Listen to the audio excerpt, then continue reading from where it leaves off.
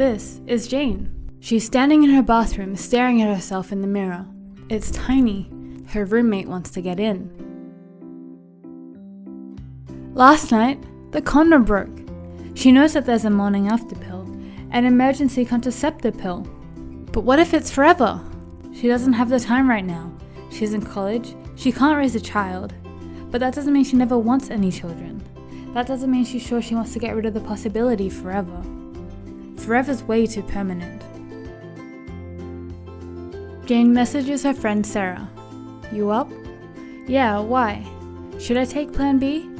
Sarah tells Jane that Plan B can mess up her fertility in the future if taken too many times, but she should take it anyway to prevent her from getting pregnant. Jane is scared. She can feel her heart hammering in her chest, but she believes her friend. She takes the emergency contraceptive. All is well, until 2 weeks later, when she wakes up and finds that her period is nowhere to be seen. It should have started 2 days ago. She should be bleeding. Right now is the time for Mother Nature to let her know that she's escaped another month without getting pregnant. She looks down at her stomach. Nervously, she puts a hand against it. Is there a life in there? Jane rushes to make an appointment with her doctor. She has to make an excuse with her professor. She tells him that she has diarrhea. It's a good thing Jane sees her doctor, because Jane has just fallen victim to one of the common misconceptions about birth control usage. Her doctor is very understanding. She's very casual. The doctor leans back into her seat without a care in the world and she tells her, "Oh, I get this a lot. Contraceptives aren't just about stopping pregnancy. Sometimes Plan B will make your period late. Other oral contraceptives can make it stop altogether. It doesn't mean that you're pregnant. Have you done a test?" Jane looks at the doctor. The doctor looks at Jane. Jane hasn't done the test. You mean I'm not pregnant, she asks.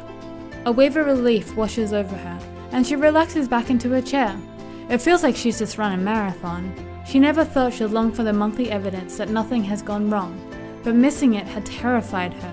Still, no period and no pregnancy? That was a great deal. If she had known, she would have gotten the pill years ago. As Jane speaks to her doctor more, she learns that she's one of the many women in the world who have been misled about what birth controls can and can't do for them. It's a good thing she made time to learn about it. The doctor explains that the daily birth control pill is one of the safest forms of contraception. Their failure rate is at less than 1% with perfect use. This compares to the rate of other contraceptive methods, which are between 1 to 6%, with the only real exception to the rule being the pulling out method, which, with typical use, can have a failure rate of almost 25%. That's a quarter of the time. Jane's not letting her boyfriend convince her of that one again. Her doctor also explains that Plan B is safe to be taken more than once, but shouldn't be misused because their failure rate is much higher, since they are for emergencies and not for regular use. For those wanting a safer option for birth control, the daily pill is the safest route. The doctor also tells Jane that a lot of overweight women blame the pill, but usually there isn't any scientific evidence for that. Oral contraceptives don't actually cause weight gain, but depending on the prescription, they may cause increased appetite and craving as your hormones fluctuate. And that's another thing. There's more than just one pill. It's important that women talk to their doctors and find a contraceptive that's right for them, at least in part so they know what to expect and are totally informed about their bodies. Jane is not the first concerned lady this doctor has seen, and she won't be the last. When Jane leaves her doctor's office, it's with a renewed spring in her step. She's finally got the education about her body that she should have had years ago. She knows that she can keep taking the daily birth control pill right up until she wants to get pregnant, and then stop. She doesn't need to wait more than a day for her period to begin again, and taking the pill for a long time won't stop anything from working down there when she wants it to. She knows that once she does stop taking it, she should be prepared for a heavy period. It can stop for a while, but it will build up, and if she forgets to take her pill until the next day, she just needs to take 2 pills the following day to be back on schedule. She has to tell Sarah.